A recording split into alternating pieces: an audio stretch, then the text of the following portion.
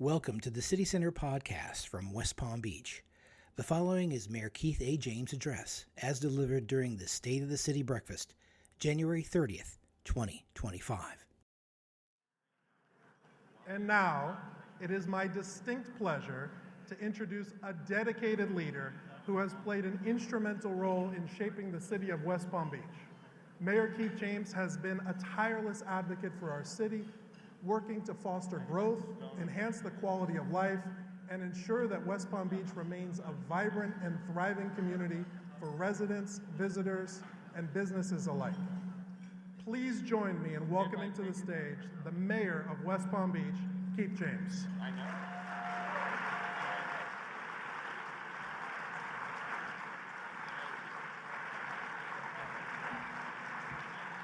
The mayor's here.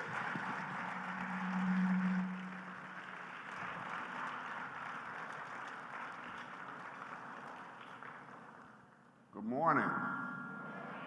Ooh, y'all look good out there. I understand we have a sold-out crowd. I told the two Michaels that all of you are here because of them. So anyway, before we get started, however, I think we have all heard about the unfortunate incident that happened out of Reagan Airport this morning. A number of lives were lost. If we could just have a short moment of silence for the family and friends of those who did not survive, please.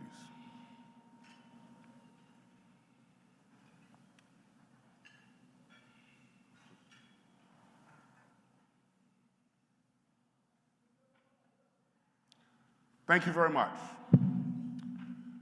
Thank you to the Chamber of Commerce of the Palm Beaches for hosting this annual State of the City breakfast.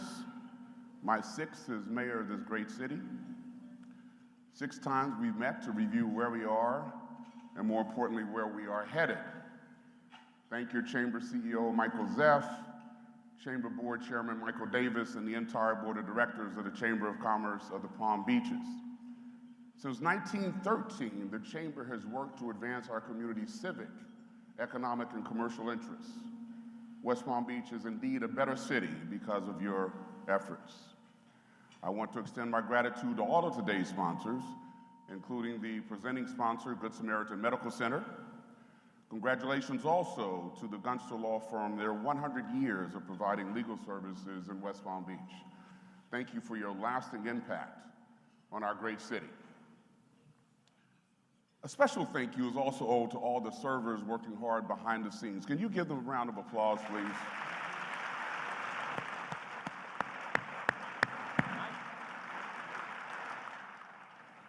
And I certainly owe a very special debt of gratitude to my partners in leadership, the West Palm Beach City Commission, for their immeasurable level of service they provide, to the residents and businesses in our city, beginning with Commission President Kathleen Ward of District 1, Commissioner Shalonda Warren from District 2, Commissioner Christy Fox, District 3, Commissioner Joe Peduzzi from District 4, and Commissioner Christina Lambert from District 5.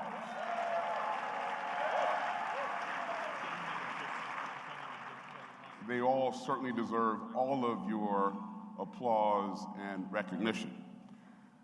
But I would be remiss if I did not acknowledge Congresswoman Lois Franco, who is here with us this morning.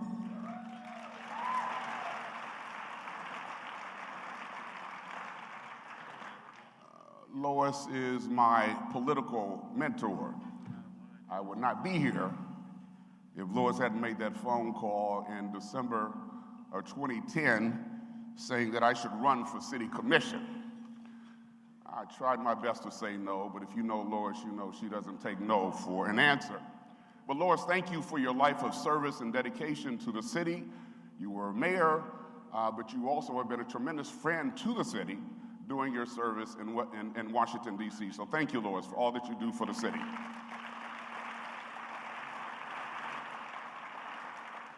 And I want to give a special and deserving acknowledgement to my life partner and inspiration, the First Lady of West Palm Beach, my lovely wife, Lorna James. Lorna.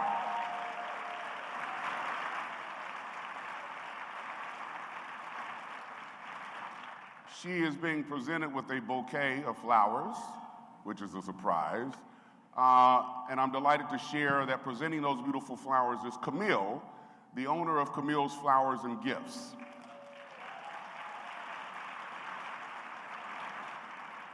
Thanks to a CRA initiative, Camille's is open and doing business at the Styx Promenade in the historic Northwest neighborhood.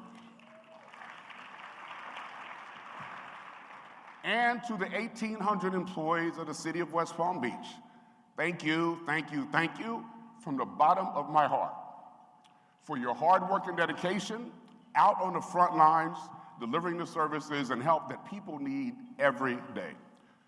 You employees have done so much for so many and remain the unsung heroes in the stories so many others want to learn from and emulate. Yet, as much as we have accomplished, and the list is long, the mark of any great city, our city, lies not in achievements made today, but in our aspirations for the many tomorrows to come. That greatness is cemented not just in the courage to dream big, but in the heart to deliver big. So everyone has an opportunity to be a part of our success. Everyone. That is a greatness that's only achieved when we work together. Together, we create safer neighborhoods where families thrive. Together, we repair and revitalize our streets, connecting every corner of our city. Together, we fortify our city's infrastructure, building a foundation for generations to come. Together, we offer educational opportunities, enabling our children to reach higher heights. This morning, we will embark on a conversation that I like to say, if I had a title for this State of the Union, and I know we don't usually give them titles, but it would be Transformation Through Togetherness and Elevation Through Collaboration. Transformation through togetherness and elevation through collaboration. I'm going to borrow a little something from the church. Turn to your neighbor and say, together, transformation through togetherness.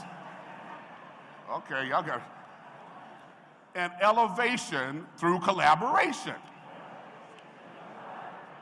Thank you. As you say that, hopefully it reverberates in your spirit. But it's a vision that speaks to our shared unity. You know, we are 5 years into this decade. A decade that unfolded with a global pandemic that brought uncertainty into people's lives and changed the way people see their government. The last few years have brought a certain amount of unpredictability that has spread across the country. It has been, and still is, a difficult time for many. The challenges of the last 5 years have taught us that the old ways of doing things are no longer going to cut it. As the politics of the world changes, one thing is clear. The role of municipal government is more important than ever. Cities will have to be nimble and creative to address the needs of their residents. No matter the turbulence of the times, no matter the political atmosphere, cities must always continue to deliver services.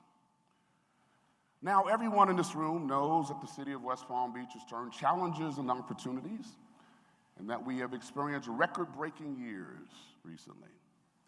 People and businesses from across the country, and in some cases around the world, are now focusing on West Palm Beach, watching us as we build coalitions, studying us as we find new ways to serve residents, learning from us as we, by all measures, set an example on how to effectively manage an innovative city. For all that we have endured, for all the hard work that lies ahead, know this: our city stands tall, resilient, and thriving. The state of our city reflects the boundless potential of its people. We are strong and getting stronger. With a local economy on the rise, a bustling business environment, vibrant growth in infrastructure and innovation, and a population that is growing larger and trending younger, it is up to us to decide the city we want to be in the decades to come, for ourselves, for our children, and for our grandchildren. Do we want to be a city where everyday people can't pay their rent? Or will we continue finding innovative solutions and breaking ground on affordable housing units?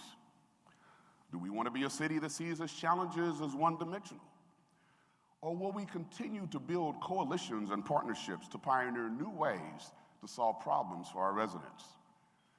Do we want the dreams of up-and-coming entrepreneurs to die on the vine? Or do we want to provide skills training and create a robust entrepreneurial ecosystem right in our own backyard? The good news, it's entirely up to us to create a strong, competitive future that lifts all boats. The advances made in West Palm Beach are far-reaching and impressive, which is why this morning I'm going to focus less on a checklist of accomplishments and more on the choices ahead. Let's start with the economy. A robust, fully functioning economy is one where people feel secure, have access to opportunities, and can achieve their dreams, whether that's buying a home, renting a place they love, or pursuing personal growth. But what does this look like in practice? Let me share the story of someone who rolled up her sleeves and found that there's a place for her in this city, too. Her name is Valerie. Beginning a few years ago, she began thinking deeply about her place in this world, curious what someone like her could offer a demanding society. After all, Valerie grew up at an early age in the foster care system and felt that the deck was simply stacked against her from the very beginning of her life. That was before she joined my Mayor's Jumpstart Academy. Learning the basic skills of entrepreneurialism and inspired by what she learned, Valerie hit the ground running. Armed with the $5,000 grant from the city, she bought the tools and equipment needed to ensure her pool maintenance business not only survived, but prospered. After graduating from the Mayor's Jumpstart Academy, in just a year's time, Valerie got married, saved enough money to purchase her own home, and managed a successful, growing business.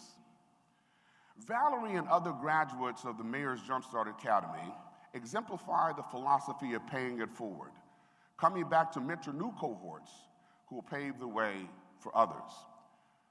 As the saying goes, don't remove the ladder once you're done with it. Leave it for others to climb too. Here in West Palm Beach, we are working to give Valerie and others not just a ladder, but the whole toolkit. This is the power of a resilient and innovative city, of an economic ecosystem that empowers everyone to be the best they can be. Now, none of this would have been possible without the contributions to the Mayor's Jumpstart Academy from the Unum Foundation, the related Philanthropic Foundation, and other donors. So on behalf of Valerie and so many others you've helped, thank you, donors, for caring enough to do more to serve this community.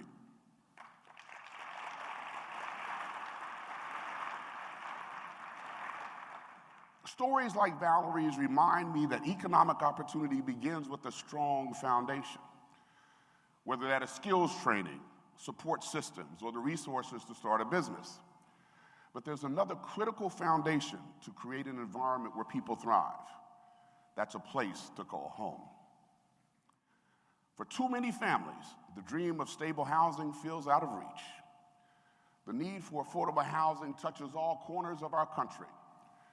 And in this city, we recognize that waiting for others to solve this pressing problem simply is not an option. When the African American Mayors Association visited West Palm Beach this past December, I shared with them a guiding principle of my administration: harnessing the power of partnership and collaboration.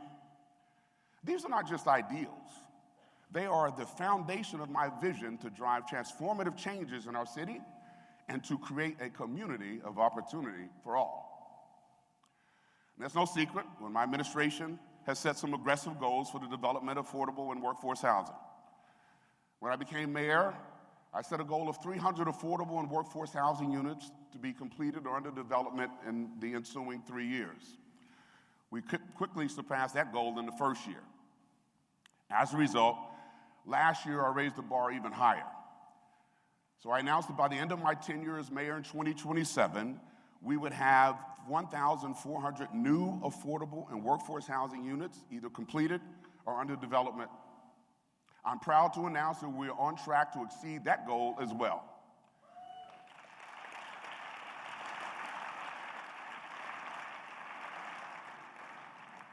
Since 2019, 815 housing units have been completed or under development.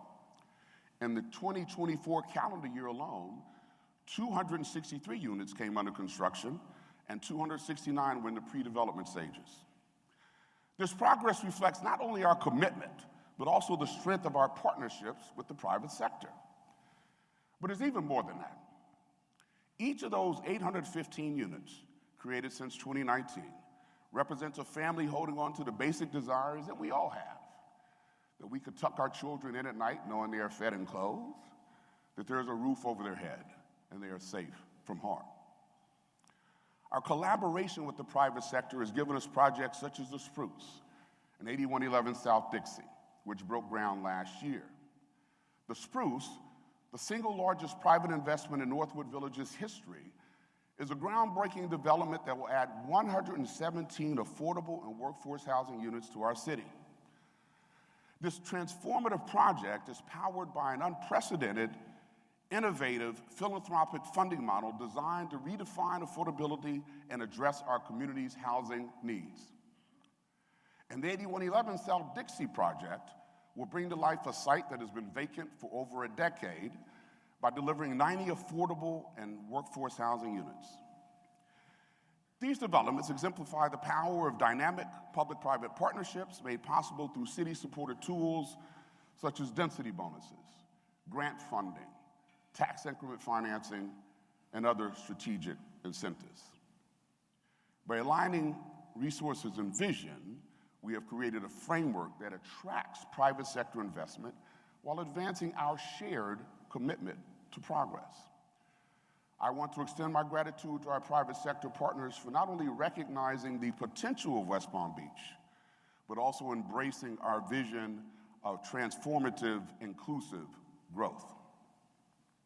Their collaboration has been instrumental in bringing these ambitious, affordable housing projects to life. Equally important to housing affordability is the community's safety. You know, I study linguistics, and it is amazing to me how sometimes the most simple statements can be the most powerful and can pass from generation to generation. When I was a young kid, my grandfather, who had a sixth grade education, used to tell me from time to time, keep the main thing the main thing. All right, sounds pretty good. And it guided me as I went through life. I had occasion to turn on the TV recently, and I saw a young African-American gentleman, I think he was about 25 or 26, he was being interviewed by the media, and he said those exact same words, keep the main thing the main thing. Now, it turned out that young man was Jalen Hurts, who happens to be the quarterback for the Philadelphia Eagles. And, you know, it also turns out that the Eagles are going to the Super Bowl next week. And yes, I did just insert the Philadelphia Eagles into my State of the City speech. I'm so proud of myself. Fly, Eagles, fly. All right, but there is a connection. There is a connection.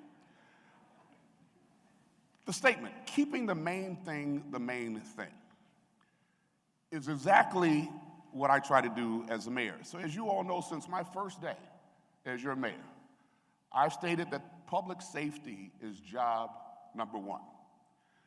Why is that important? Because if people live in fear and dwell on fear, nothing else we do matters. The main thing is public safety.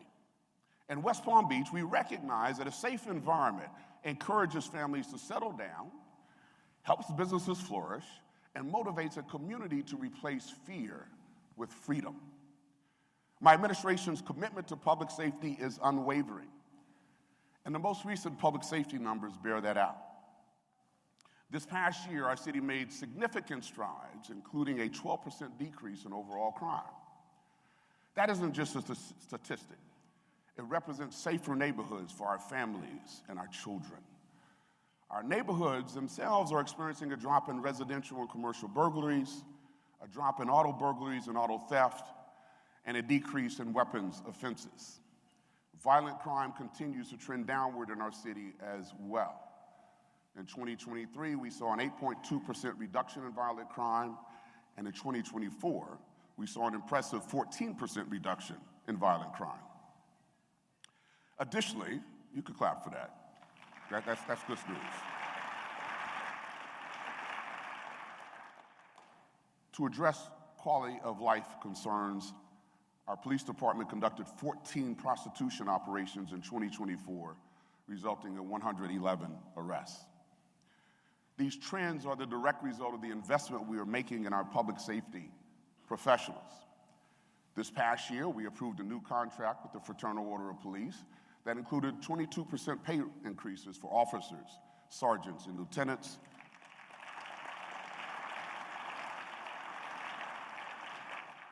as well as increased pension contributions and additional benefits to police employees. Prioritizing public safety is helping us retain dedicated individuals and invest in advanced technology. Our investments in public safety are comprehensive and wide-reaching.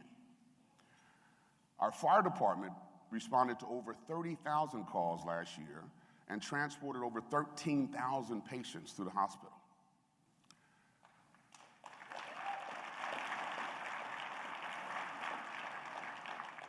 Last year, our fire department invested in a new tiller, or ladder truck, as it's commonly referred to, and provided specialty driver training to over 36 firefighters.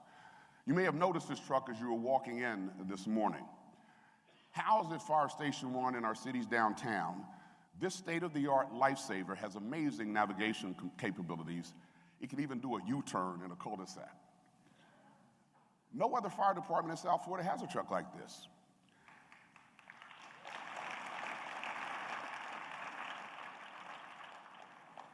That's the difference between saving lives and possibly not, between a city that's good and one that's great. Over and above that, though, cutting-edge equipment alone won't build a safer and healthier community. We know that. The most critical ingredient is listening to and hearing directly from residents, a sentiment my administration takes very seriously. Last month, through direct engagement with our neighborhoods, our police department initiated Not on Our Block, an operation resulting in the arrest of 16 individuals with a significant criminal history. These career offenders were dealing drugs near community parks where our children play. Well, not anymore. Do not expect to break the law and put our children's future in jeopardy and get away with it. Not as long as I'm mayor of this great city.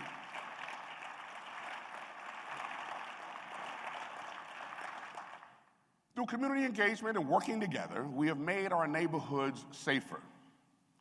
To demonstrate this commitment, look no further than our Juvenile and Community Engagement Unit, which has excelled in strengthening public safety and community trust through diverse outreach initiatives. Their impactful programs, including youth engagement, support for vulnerable populations, and collaboration with local organizations, highlight their exceptional commitment to fostering inclusivity and positive relationships across the community. The community has to see the men and women in blue as allies and not adversaries. Now, I realize that not all success comes without setbacks. My administration is committed to ensuring that our police department adheres to the highest standards. Last year, I learned that those standards simply were not being met. This past October, it was brought to my attention that members of the police department's top command staff were allegedly involved in financial improprieties. Additionally, there was an incident involving West Palm Beach police officers in Boynton Beach that reflected a gross disregard of professional judgment. These events demonstrated that the leadership of the department was not aligned with its mission. Restoring trust demanded decisive action. So I took that action by replacing the then police chief. I share with you a reminder of these setbacks because I sincerely believe public safety begins with public trust. In spite of any setbacks we may have encountered, the success of these departments has been no accident. It's a result of a collaborative, partnership-driven approach to ensuring the safety of our residents. These partnership-driven strategies are reinforcing our desire to establish public trust as our guiding vision for the future. Another example of how we are utilizing the power of collaboration is how we are addressing mental health challenges in the city. To meet these difficulties head on, we partnered with the Healthcare District of Palm Beach County to launch a groundbreaking pilot program. This initiative provides critical assistance to individuals who do not meet the threshold for a Baker Act intervention, but they still require some support. To date, 55 people have received the help they need through this pilot program. As this initiative evolves, we aim to someday establish a one-stop facility to address a range of quality of life issues. Thank you, County, for donating some money to that effort. By offering comprehensive support, we create lasting positive impacts that improve individual lives and strengthen our community as a whole. I recognize that public safety isn't only measured in the number of units that we could put on the street or the amount of money we invest in police and fire, but it's by how you feel while enjoying the many amenities our city has to offer. I will do everything in my power.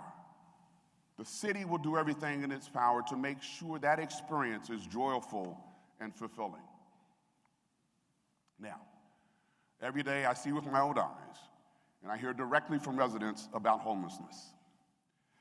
It is an issue that can't be remedied simply by changing policy. It requires a level of empathy. Understanding that the government alone cannot provide the answer. Instead, it requires all of us working together. We must ask ourselves and each other, what kind of people do we think we are? Let that answer be a people that helps the least of us. That's what members of our homeless outreach team exemplify each and every single day. When I first came in the office, we had one person on the homeless outreach team. Within my first term of office, we increased that number of 1 to 10 full-time employees whose job it is to go out each and every day and interact with the homeless where they are. Because people are homeless for different reasons. Substance abuse, alcoholism, mental health issues, or sometimes they have just hit upon an economic disconnect in their life. But we can't address their individual problems unless we interact with them. So we have 10 full-time employees whose job is to go out and interact with the homeless.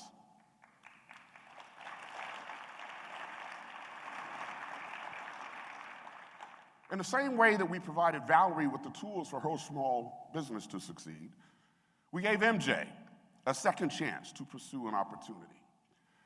Originally from Gainesville, Florida, MJ had dreams of breaking into the Miami entertainment industry. But like so many people, she faced some challenges when she went down to Miami. Soon she had to begin the long journey from Miami back to her hometown. Having spent her last dime, MJ's journey from Miami to Gainesville was cut short. Unfortunately, she soon found herself in downtown West Palm Beach, homeless and short on hope. A medical emergency brought MJ to JFK Medical Center, where she met members of our West Palm Beach homeless outreach team. Working closely with our police department and hospital social workers, our homeless outreach team members quickly devised a solution for MJ. They contacted a local shelter in Gainesville, made the necessary arrangements, and MJ was safely returned to her hometown. Now, MJ didn't choose homelessness. Circumstances that became overwhelming forced her into a life of homelessness. The scope of the homeless situation is substantial. It's huge. But that doesn't discourage me as the mayor of this city from confronting this challenge head on. Now, we're making some progress. While the progress seems slow, make no mistake, progress is not about speed, it's about direction. I'd like to celebrate our homeless outreach team for another effective year. Their tireless efforts result in successfully housing or sheltering 302 chronically homeless individuals, reconnecting 75 individuals through the city's Homeward Bound program, providing 156 homeless individuals critical mental health and substance abuse services, and overall conducting 2,743 engagements through city parks, neighborhoods, and other targeted locations. Our work to combat homelessness is the base of a broader vision to increase our safety, strengthen businesses, and create a city where everyone has a place to call home. That vision is mirrored first in our investments in infrastructure and public services, which lay the groundwork for a connected, sustainable, and thriving future. And second, in a city that emphasizes economic development as a catalyst for progressive growth. You don't have to look far to see the investments we're making in our city's infrastructure. Last year, our city engineering department completed 35 capital projects with a total value of $30.1 million and invested $2.3 million to repave our sidewalks and upgrade pedestrian safety throughout our city. In the Roosevelt Estates neighborhood alone, a neighborhood in the historically black community in our city that had been ignored, quite frankly, for years.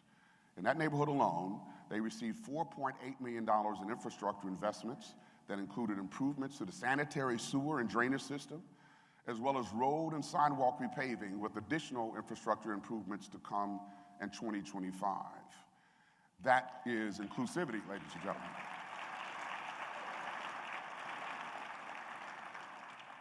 We also continue prioritizing climate and sustainability as a matter of conscience, as well as common sense.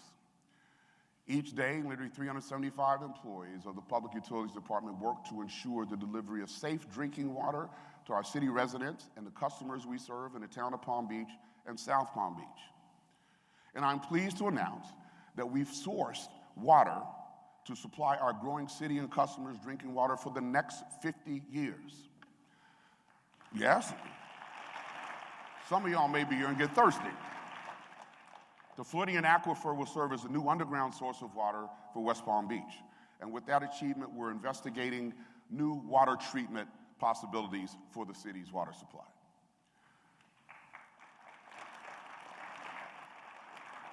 As our population grows, we need to ensure that we make our city more connected, exploring ways to move people and not just cars. You see, I know that at times traffic congestion gets bad. Believe me, I get the emails, I get the phone calls. But another thing that concerns me is that there are senior citizens in some of our neighborhoods who don't have access to a vehicle, making it nearly impossible for them to pick up their prescription medications or go to the grocery store. So we need to think about their transportation needs as well. So through initiatives like our Ride WPB Mobility Pilot Program, we are officially moving thousands of people across our city. A while back, I heard the story of Ms. Souls, who lives on Tamarind Avenue. She's extremely grateful to know that she can call to get a ride to Publix to pick up her necessities and sometimes even pick up a couple of lottery tickets. She obviously hasn't won because I haven't gotten that call yet. But anyway, because of Ride WPB's success, I'm happy to share that we will be advertising a proposed permanent transportation system, one that would significantly expand access to transportation and mobility to over 95,000 people across our city. And that's a big deal. Those are people who don't have to use cars to get to where they need to go. And with the completion of our bike infrastructure projects, we're not only enhancing our city's mobility, but also creating connections that bring areas outside of downtown closer to the heart of our city. Now, ladies and gentlemen, some would say, why bikes? Why bikes? Bicycles are an equity issue. There are some people who don't have cars, but they need bicycles to move from their house to work and back. So we cannot ignore the fact that an efficient, effective bicycle infrastructure helps the inclusivity, it helps equity in our city.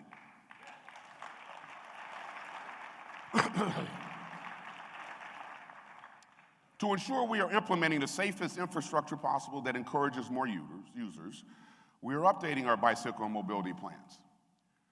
Our city is taking significant steps toward achieving a transportation mode of shifting away from single-occupant vehicles.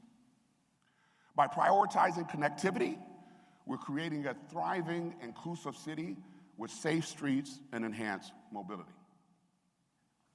Early this year, we found ourselves at a junction of possibility. With the county as our partner, we created a ripple effect that will benefit this city for generations to come. And today, I want to reinforce the essential and critical nature of that choice, and why supporting Vanderbilt University by donating our respective lands was and is the right choice and a transformational opportunity, an investment in our future that will yield far more than any short-term financial gain. Vanderbilt's programs in artificial intelligence, data science, and business are not just educational offerings. They are the foundation upon which tomorrow's workforce will be built. The Innovation Hub Vanderbilt proposes will contribute to the ecosystem of collaboration for which we have laid the groundwork, bringing our local entrepreneurs together with cutting-edge academic research. Imagine a future where underserved communities are uplifted through the initiatives that Vanderbilt University will bring to Palm Beach County. Welcome, Vanderbilt.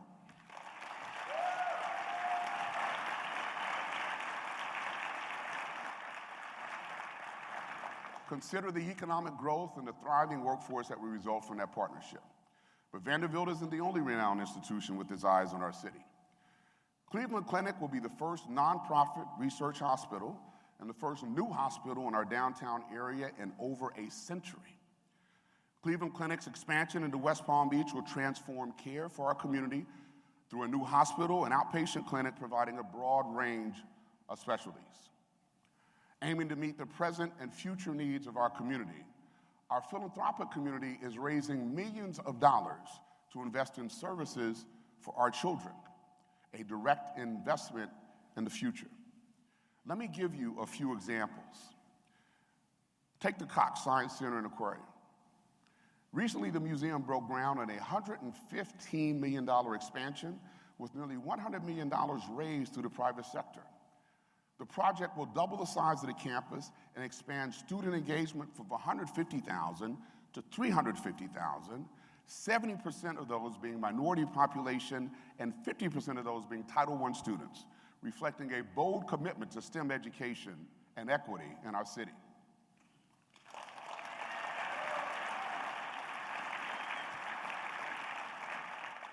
The new Boys and Girls Club in Dreher Park is another example of transformative work and a collaboration between the philanthropic sector and the youth of our city.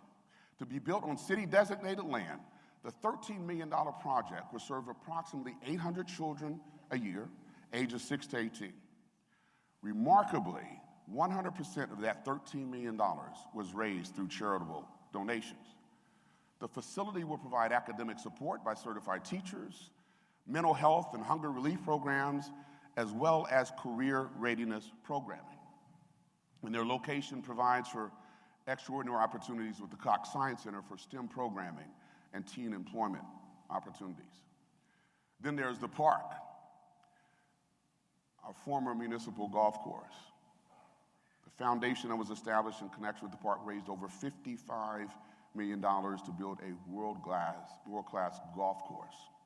But it's not just golf, ladies and gentlemen. They have a program called The Path. The Path supports families with after-school programs, homework assistance, financial literacy workshops, and more, turning recreational spaces into hubs for community development. We remain focused on students even after high school. The Related Together initiative, launched with an $8.2 million commitment, guarantees tuition-free post-secondary degrees for high school graduates with a focus on students from the historic Northwest, Coleman Park, and Pleasant City communities through a partnership with Palm Beach State College.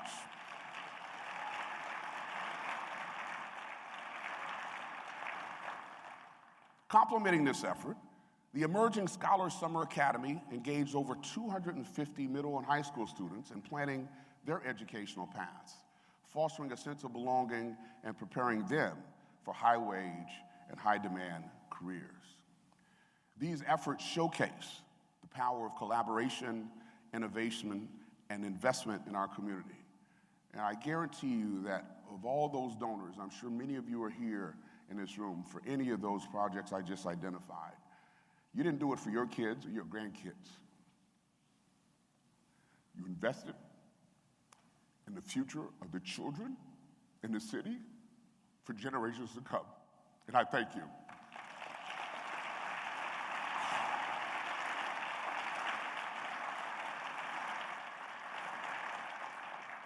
When we come together to support education and opportunity, we lay the foundation for a remarkable future for generations to come. Clearly, our story is attracting the highest in excellence and is uplifting the best our community has to offer. But I wanted to take it a step further and ensure that we as a city are intentional about how we market ourselves. Recently, my team welcomed the Chief Marketing Officer to help tell our story. And what are we learning? As our new tagline states, and you'll be hearing more about it later, there is more to West Palm Beach. But don't just take my word or our word.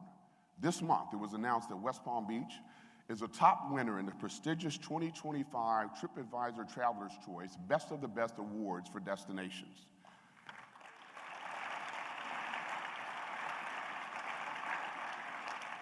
This award is the highest honor TripAdvisor bestows and serves as a testament that there is more to see and more to do in West Palm Beach.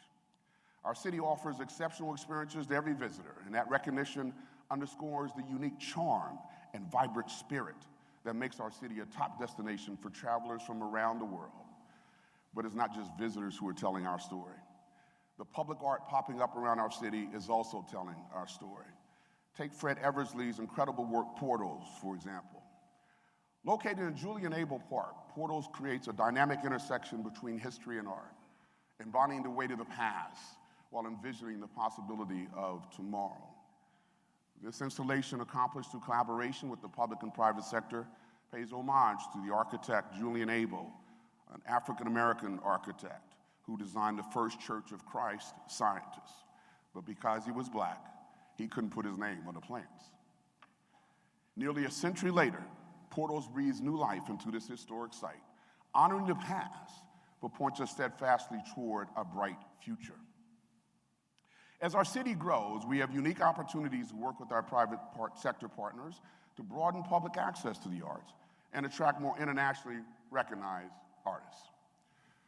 So as I close, ladies and gentlemen, I'm proud to report that our city, your city, is stronger, healthier, and more prosperous than ever before. For my part, I commit to continue doing those things that make us proud, to stop things that aren't working, and launch those that do. The people I meet in our community know that hard work and collaboration make us not just a better city, but better people. We are connected as one, bound by the shared success of our city. Our city is living proof that hope is alive, that humanity thrives, and that opportunity for all is within reach. That is what great cities do. As your mayor, I will continue to work to ensure others see us as we truly are, a city defined by our commitment to live well, lead boldly, and do what's right. Today, we celebrate what makes our city extraordinary and its people remarkable. Let us seize this great moment, born of great opportunity. Together, we create safer neighborhoods. Together, we connect every corner of our city. Together, we fortify a strong foundation. Together, we offer a future of boundless possibilities. This is our time. Let's lead with vision. Let's move forward with purpose. And together, let's build the future we deserve. That's my goal. I hope it is yours too. Thank you to everyone here. I appreciate you. God bless you.